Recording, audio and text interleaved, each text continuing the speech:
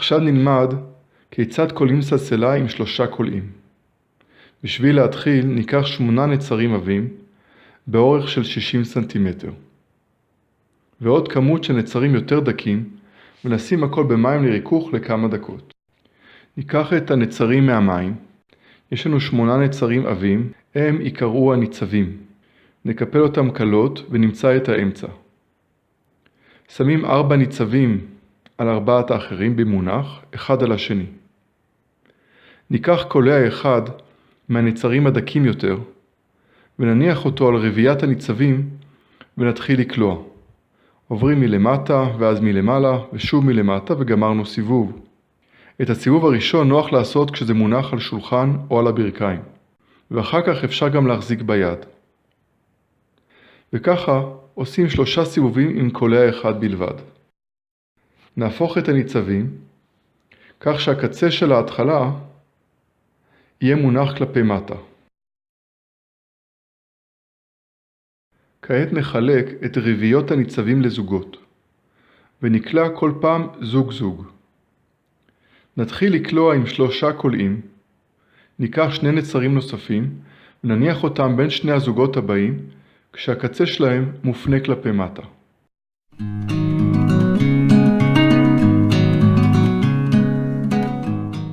יש לי כרגע 3 קולעים לעבודה. כיוון הקליעה הוא עם כיוון השעון, ופעולת הקליעה נעשית תמיד עם הקולע האחורי, שבמקרה זה הוא השמאלי ביותר. כשקולעים עם 3 נצרים, פעולת הקליעה היא תמיד לפני 2 ומאחורי 1. או מילים אחרות אפשר לקרוא לזה מעל 2 ומתחת ל1. חוזרים על פעולת הקליעה כל פעם עם הקולע האחורי, השמאלי ביותר. וכך נמשיך ונקלע 3 סיבובים. בכל תהליך הקליעה, אני צריך לשים לב שאני צמוד לשורה הקודמת ושלא נוצרים רווחים. כל מספר תנועות של קליעה, יש נטייה לקולעים להסתבך אחד בשני, במיוחד אם הם ארוכים. עוצרים לרגע ומשחררים את הפלונטר וממשיכים לקלוע. אני בודק שסיימתי את 3 סיבובי הקליעה של הזוגות. וממשיך לקלוע תוך פיצול הניצבים לנצרים בודדים.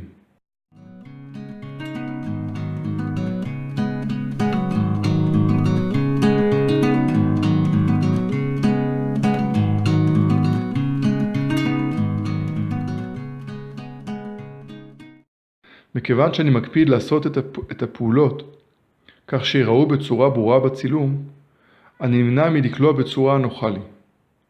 אני לא ממליץ לעבוד על שולחן, אלא באוויר או על הברכיים.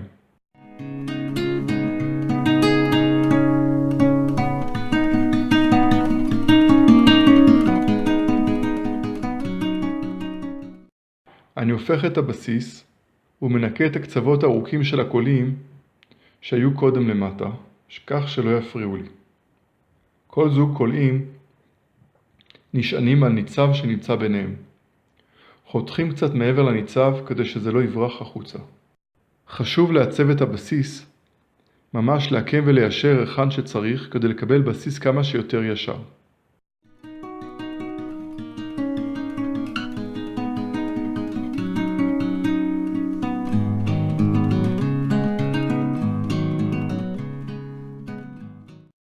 אם נגמר הקולע, משאירים את קצהו למטה ושמים קולע חדש בסמוך לניצב.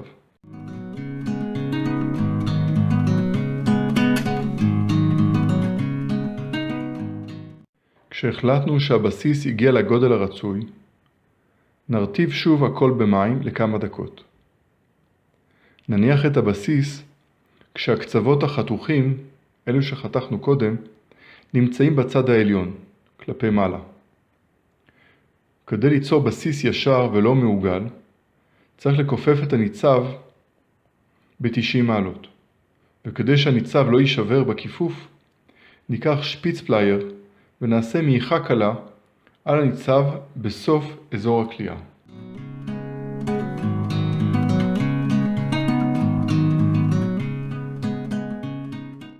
וכך בנקודת הלחיצה ניתן יהיה לכופף את הניצבים בלי לשבור אותם. אחרי שכופפנו ואספנו את כל הניצבים, נקשור למעלה עם חוט ברזל.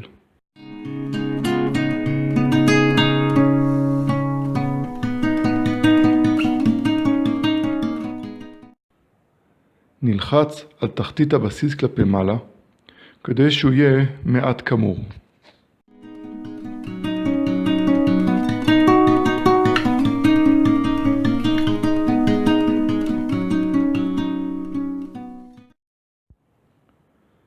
נקלע 2 שורות, בזמן שזה עדיין קשור.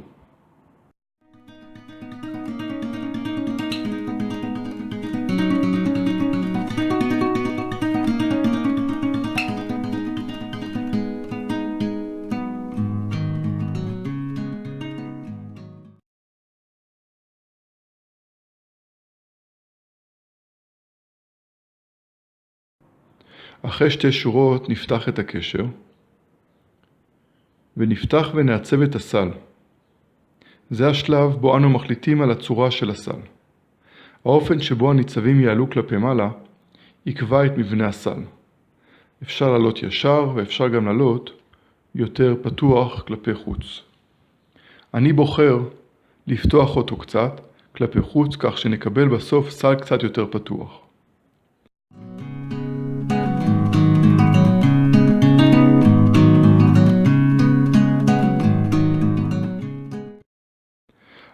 אחרי שמיקמנו את הניצבים לפי צורכנו, נמשיך לקלוע. לאורך כל העבודה, שימו לב ובדקו שהניצבים עומדים במקומם, ובמידת הצורך יש ליישר אותם ולהחזירם למקומם, כי זה מה שקובע את צורת הסל.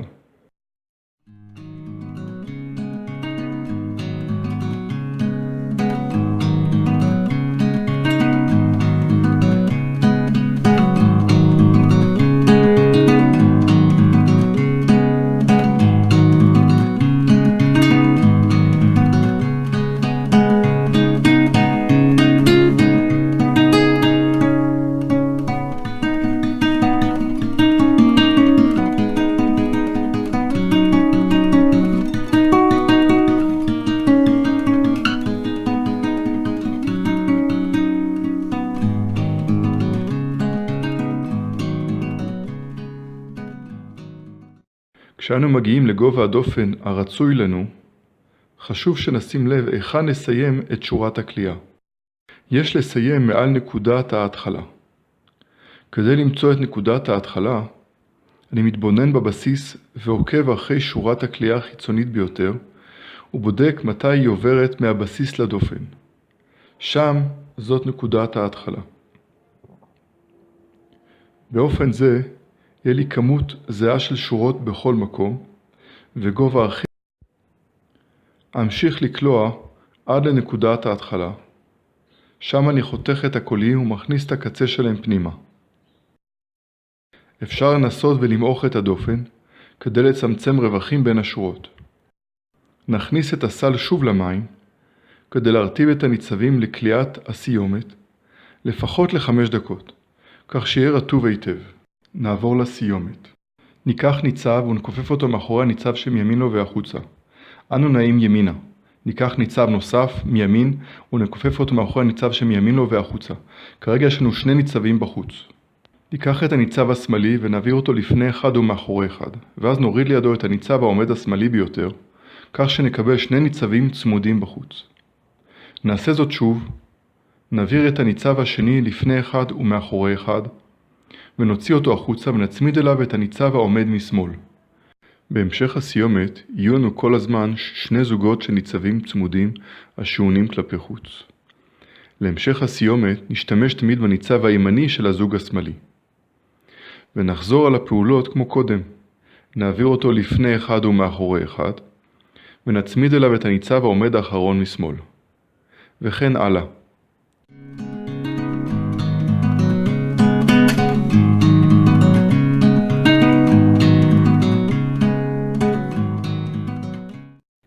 לקראת הסוף יש לזהות בזהירות איפה להעביר כל ניצב, כי זה פחות ברור מאשר בהתחלה.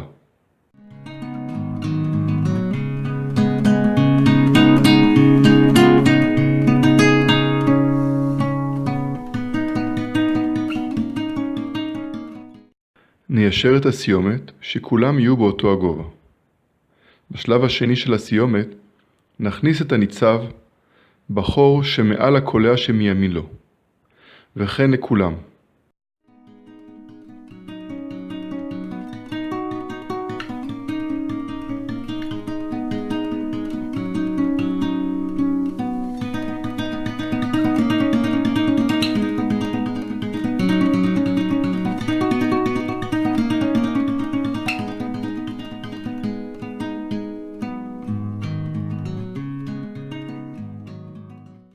כעת ננקה בפנים את הקצוות הארוכים שנשארו, ונתחיל מהסיומת.